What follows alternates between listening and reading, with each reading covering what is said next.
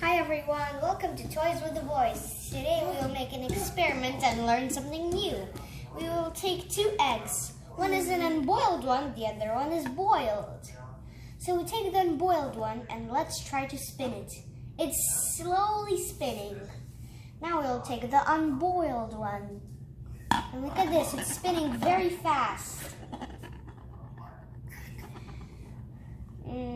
Why this egg is not spinning fast? Because it has jelly inside it, which reacts as a brake to the egg.